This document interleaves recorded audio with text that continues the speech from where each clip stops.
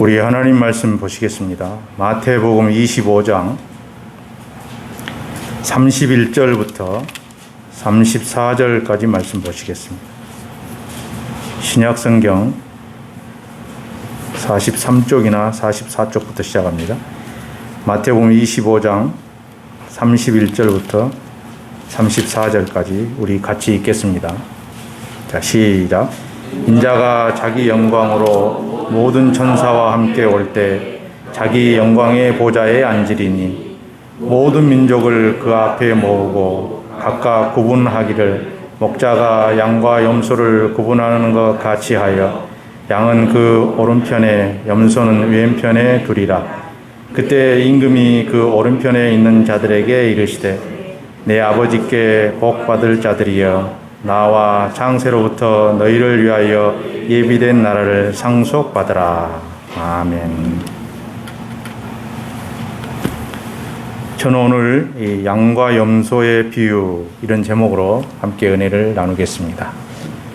하나님이 오늘 또 말씀을 통하여서 우리에게 은혜를 주실 줄로 믿습니다. 예수님은 양과 염소의 비유를 하시면서 예수 자신이 양과 염소를 구분하신다고 그렇게 말씀하셨습니다. 양은 오른편에 두고 염소는 왼편에 둔다고 하셨습니다. 양은 예수 믿는 성도들을 말하고 염소는 예수를 거부하고 예수를 믿지 않는 사람들을 말합니다. 그러면 양과 염소를 구분하는 일은 언제 하시는가? 예수님이 양과 염소를 구분하는 일은 두 번 하십니다.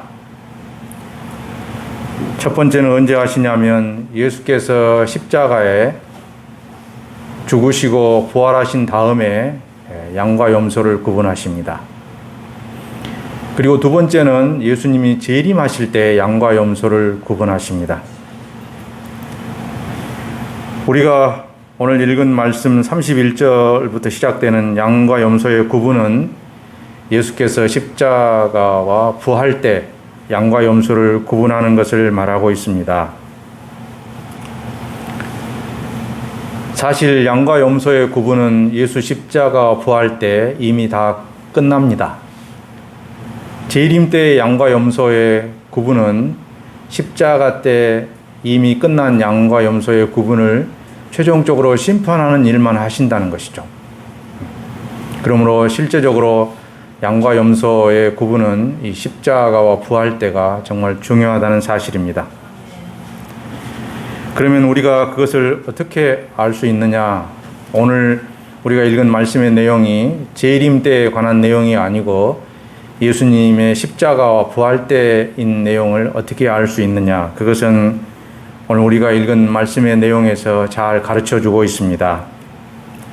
31절부터 보면 이런 단어들이 나와요. 인자라는 단어가 나오고, 그 다음에 자기 영광으로 오신다라는 말이 나오고, 또 천사와 함께 오신다 그런 말도 나오고, 또 자기 영광의 보좌에 앉으신다 그런 말씀도 나오고, 34절에 가면 창세로부터 예비된 나라를 상속하라 그런 말도 나오고, 그 다음에 또 34절에 보면 내 아버지께 복 받을 자들이여 이렇게 표현을 하고 있습니다. 이 말은 다 예수 재림 때가 아니라 예수 십자가 부활 때를 의미하는 말입니다. 이제 제가 하나씩 설명을 간단하게 드리겠습니다.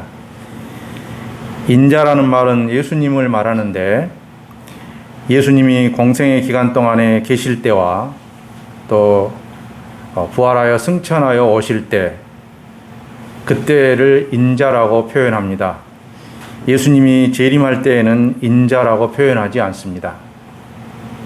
그때는 십자가의 모든 구속의 일이 끝나기 때문에 굳이 인자로 계실 이유가 없죠. 그래서 그때는 하나님의 원래의 모습으로, 하나님의 본체의 모습으로 되돌아가셔서 오십니다. 예수 재림하실 때는 그 손에 못자국이나 옆구리에 창자국은 없습니다. 그런데 예수님이 지금 승천하여 하늘 보좌 우편에 계시죠. 하나님 보좌 우편에 계시죠.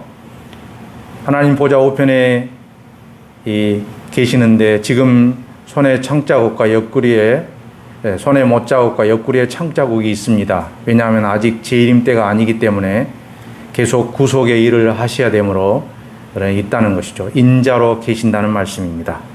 그래서 여기 인자로 표현된 것은 재림 때가 아니라 십자가와 부활 때라는 사실입니다.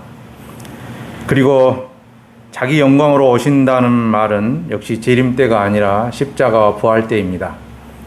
성경에서는 특히 요한복음에서는 자기 영광이라는 이 표현을 예수의 부활로 표현하고 있습니다. 예수님께서 영광을 얻으시는 것을 부활로 표현하고 있습니다. 재림 때를 말하는 게 아니죠. 그래서 예수께서 십자가에 죽으시고 부활하여 오신 때를 말하고 있습니다. 천사와 함께 오신다는 표현도 그렇습니다. 예수님이 천사와 함께 오실 때는 이 3번 나타납니다. 예수님이 마리아에게 탄생할 때도 천사와 함께 오셨습니다. 천사가 알려줬죠. 그리고 예수님이 십자가 부활 때도 천사가 알려줬습니다. 예수님은 이미 부활했는데 부활하신 예수를 어떻게 찾느냐? 천사가 알려줬어요. 그리고 재림 때도 천사와 함께 오십니다. 그런데 오늘 여기 나온 내용은 인자라는 단어와 자기 영광이라는 단어를 볼 때 천사와 함께 오신다는 것은 십자가 부활 때를 말하고 있는 것입니다. 초림 때를 지나서 십자가 부활 때를 말하고 있죠.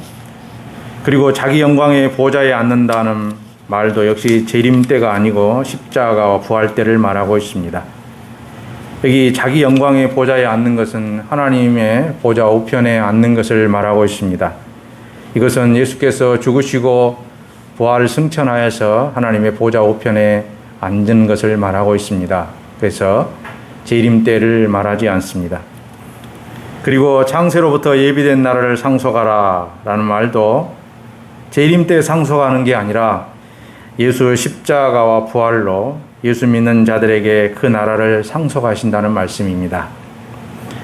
창세로부터 예비된 나라는 하나님이 아담 범죄 이후 하나님을 믿고 예수를 믿는 백성들에게 주시기로 약속한 나라인 것입니다.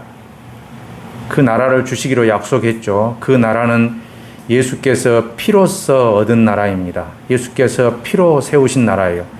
그래서 그 나라는 그리스도의 나라인 것입니다. 그래서 창세로부터 예비된 나라는 그리스도의 나라인 것입니다.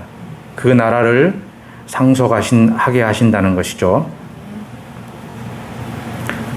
예수 재림 때는 지금 현재 우리가 그리스도의 나라를 상속하여서 그 나라 안에 삽니다. 그리고 그 나라를 누리고 삽니다. 그 나라 안에 살고 그 나라를 누리고 산다는 것은 우리가 죄와 사망을 찢음받고 하나님의 안에 그리스도 안에서 그 은혜를 누린다는 말입니다. 그래서 창세로부터 예비된 나라를 다르게 표현하면 방주다 그렇게 표현할 수 있고, 또 창세로부터 예비된 나라를 다르게 표현하면 교회라 그렇게 표현할 수 있는 것입니다. 그래서 우리는 교회가 되었고 교회 안에 삽니다. 교회는 성경에 보니까 음부의 권세가 이기지 못한다고 했습니다. 그래서 교회 안에 들어와 있는 것은 그리스도 안에 들어와 있는 것이고 그리스도의 나라 안에 들어와 있는 것입니다. 그러므로 창세로부터 예비된 나라를 이미 예수 믿는 사람은 상속받았습니다. 그러므로 이것은 재림 때에 관한 얘기가 아니죠. 재림 때는 그러면 어떤 일이 생기는가? 고린도전서 15장에 보면 이 재림 때는 예수님이 그 그리스도의 나라를 하나님께 바치게 됩니다. 고린도전서 15장 24절에 이런 말씀이 있어요. 그 후에는 마지막이니 그가 모든 통치와 모든 권세와 능력을 멸하시고 나라를 아버지 하나님께 바칠 때라. 여기 나라라는 말은 지금 우리가 상속받은 그 그리스도의 나라를 하나님께 바친다는 것입니다.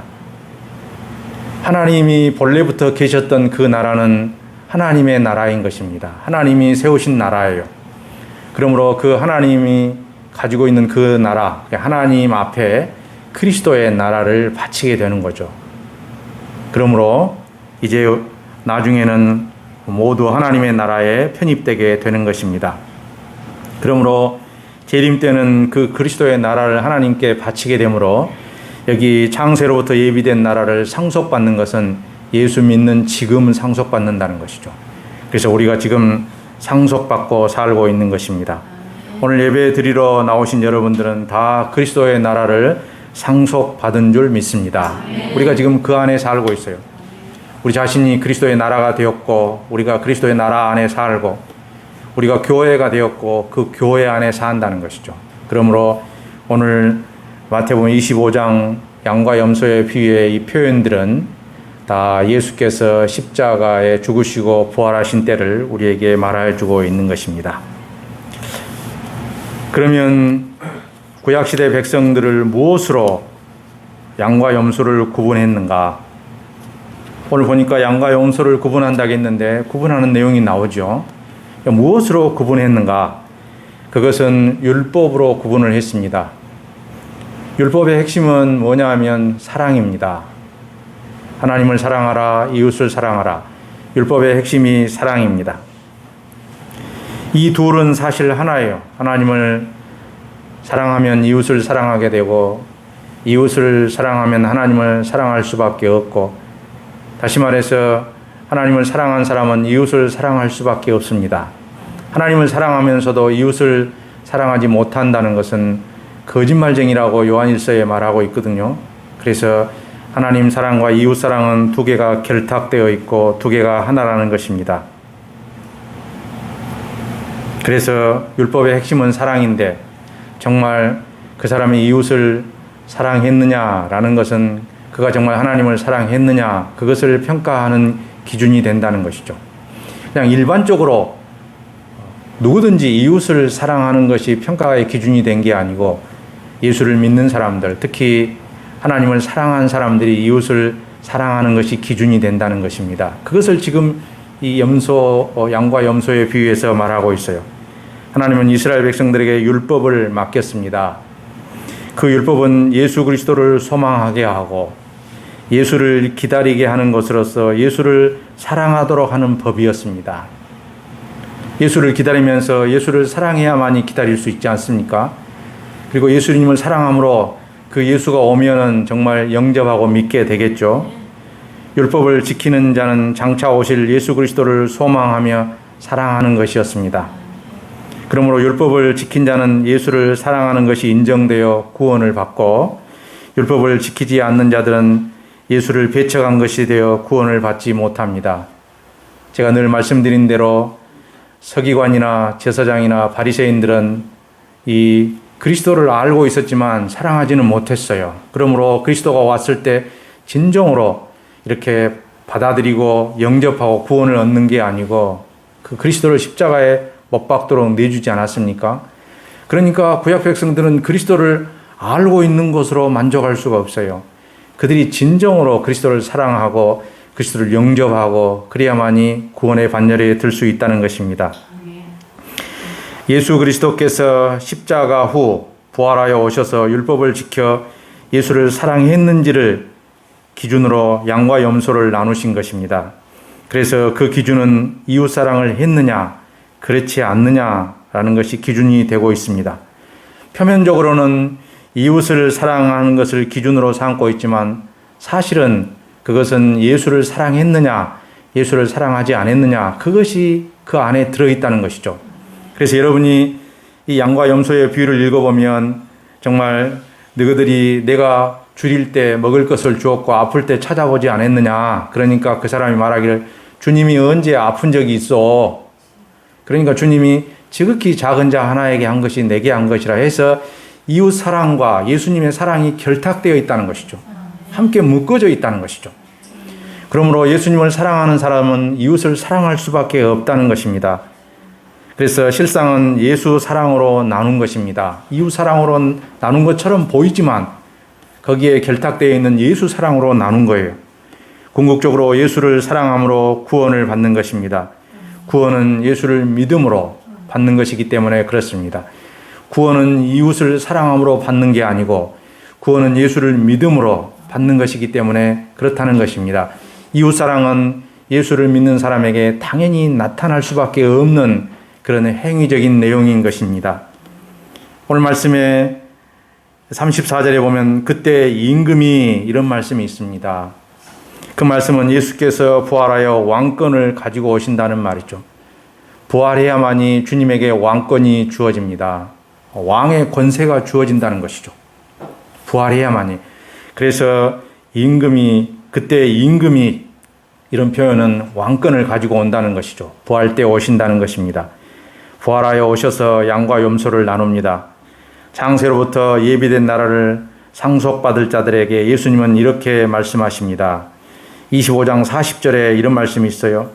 임금이 대답하여 이르시되 내가 진실로 너희에게 이르노니 너희가 여기 내 형제 중에 지극히 작은 자 하나에게 한 것이 곧 내게 한 것이니라 하시고 이런 말씀을 하십니다. 이웃사랑과 예수사랑이 결탁되어 있다는 얘기입니다. 예수를 사랑한다고 하면서도 이웃을 사랑하지 못한다 그러면 그것은 거짓말하는 것이 되겠죠. 이웃을 사랑하는 것으로 예수님을 사랑하는 것을 증명한다는 얘기입니다. 그러나 왼편에 있는, 다시 말해서 염소편에 있는 자들에게는 주님이 이렇게 말씀하십니다. 41절에 보니까 또 왼편에 있는 자들에게 이르시되 저주를 받은 자들아 나를 떠나 마귀와 그 사자들을 위하여 예비된 영원한 불에 들어가라. 이것은 지옥불에 들어가는 선언인 것입니다. 그래서 열처녀 비유나 달란트 비유나 양과 염소의 비유는 구원을 얻느냐 얻지 못하느냐라는 사실을 우리에게 알려주고 있다는 사실이죠. 오늘 양과 염소의 비유는 이 왼편에 있는 자들에게 예수님을 사랑하지 않았다는 것입니다. 이웃을 사랑하지 않았다는 말은 예수님을 사랑하지 않았다는 것이죠. 그것은 곧 이웃을 사랑하지 않으므로 예수님을 사랑하지 않았다는 것입니다. 그것이 바로 예수님을 사랑하지 않는 증거라는 것입니다. 그렇게 얘기를 하고 있어요. 이것은 어떤 행위로 구원 얻는 것을 가르치지 않습니다. 그런데 어떤 사람들은 마치 행위로 구원 얻는 것을 가르쳐서 열심히 이웃을 사랑하지 못하면 예수를 믿었을지라도 언젠가 구원에서 탈락될 수 있다고 그렇게 표현하는 사람들도 있어요. 예수님은 그렇게 허술하게 구원을 우리에게 주지 않았습니다. 구원이 그렇게 허술하면 예수님이 십자가에 달린 그 핏값이 그 정도밖에 안 된다는 것이겠죠. 예수님이 십자가에 단 한 번 달렸습니다. 그런데 단 한 번 달려 죽었는데 그 단 한 번 달려 죽은 그 핏값은 영원하다고 말했습니다. 그러므로 한 번 구원 얻은 백성들은 절대로 그 구원이 취소되지 않아요. 그 행위 때문에 그것이 박탈되지 않는다는 것입니다. 그래서 이것은 그 행위 때문에 구원이 박탈되고 구원이 취소되고 안 되고 그런 것을 말하는 게 아니에요. 여러분, 이 말씀은 그냥 아무 이웃이나 무조건 사랑하라는 그런 말이 아닙니다. 예수를 믿지 아니하는 사람이 이웃을 사랑한다고 해서 그것이 구원을 증명하는 증거가 될 수 없습니다. 좋은 일은 될 수 있겠죠. 예수를 믿지 않는 사람이 열심히 돈을 가지고 다른 사람을 도와주고 예수를 믿지 않는 사람이 다른 사람을 위해서 희생하고 굉장히 좋은 일입니다. 나라를 위해서, 사회를 위해서, 국가를 위해서 정말 바람직한 일입니다. 그러나 그것이 구원을 얻는 그런 증거를 보이는 내용은 아니라는 것입니다. 왜냐하면 예수를 믿지 않는 것부터 죄이기 때문에 그렇습니다. 그가 예수를 믿지 않기 때문에 이미 죄 가운데 있는데 이웃을 사랑한들 주님이 그것을 보시고 어떻게 그 증거로 삼을 수 있겠습니까? 예수를 믿음으로부터 출발하게 되는 것이죠. 왜냐하면 죄를 씻어야 하기 때문에 그렇습니다. 그래서 여기 이웃을 구원하는 이웃 사랑을 구원을 증명하는 증거라고 하시는 것은 이미 예수를 믿는 자들에게 해당된 말씀이란 얘기입니다. 예수를 믿으면 당연히 이웃을 사랑하기 때문에 그렇습니다. 예수 사랑이 이웃을 사랑하도록 마음을 독려하고 강권하기 때문에 그렇습니다. 그래서 이웃 사랑이 예수를 사랑하는 것을 증명하는 것이 됩니다. 그처럼 구약시대 사람들은 율법의 핵심인 사랑을 행했느냐? 행하지 않았느냐, 그것을 보고 구원이냐 지옥이냐를 구분하는 것입니다. 그래서 사랑의 율법을 잘 지킨 자들은 구원을 받았지만 그렇지 못한 자들은 지옥으로 떨어지고 말았습니다. 46절에 보니까 이런 말씀이 있죠. 그들은 영벌에, 의인들은 영생에 들어가리라 하시니라. 이렇게 주님이 확실히 선언을 하고 계십니다. 그러면 신약시대에 사는 성도들은 어떤가? 신약시대에 사는 우리들은 어떤가? 역시 동일합니다. 양과 염소에 비유해서 가르치시듯이 예수님을 믿어 구원받은 성도들은 예수님을 사랑합니다. 구원받은 성도들은 예수님을 사랑하죠. 예수님을 사랑하는 것은 우리의 행위로 나타나는데 그것이 바로 이웃사랑으로 나타난다는 것입니다. 나타날 수밖에 없어요. 이웃을 사랑한다는 말은 어떤 의미를 갖고 있는가? 그것은 사람들을 불쌍히 여기는 거예요. 이 불쌍히 여기는 것, 긍휼히 여기는 것은 정말 놀라운 표현입니다. 예수님은 공생애 가운데 그 사람을 구원할 때 긍휼히 여겼다고 표현하고 있습니다. 예수님이 긍휼히 여기면 구원합니다. 예수님이 긍휼히 여겼다는 것은 구원한다는 것이죠. 불쌍히 여겼다는 것은 구원한다는 것입니다. 예수님이 불쌍히 여기지 않으면 구원이 안 되는 거죠. 그러므로 이웃을 사랑한다는 말은 불쌍히 여기는 것이고 불쌍히 여긴 그들에게 복음을 전하는 것이고 복음만 전할 뿐 아니라 그들에게 위로를 베풀고 또 그들을 사랑하고 그들을 위해서 기도하고 그들이 또 하나님의 은혜로 살아갈 수 있도록 돕는 것, 이 모든 것들이 다 이웃사랑에 포함되어 있어요. 그냥 이웃사랑이라 그래가지고 뭐 사주고 맛있는 거 사주고 이런 정도가 아니고 성경에서 말할 때 이웃사랑의 핵심은 예수를 그 사람에게 전한 것이라는 얘기입니다. 어떤 마음을 가지고 불쌍한 마음을 가지고 긍휼한 마음을 가지고 그러니까 예수를 믿는 사람이 그 일을 하는 것이지 예수를 안 믿는 사람이 이웃사랑을 할 수가 없어요. 성경에 보니까. 그러니까 이웃사랑을 했다는 것은 그 사람이 예수를 사랑한다는 증거란 얘기입니다. 오늘 양과 염소의 비유에서 볼 때. 그래서 예수 믿는 성도들은 지옥으로 떨어지지 않습니다.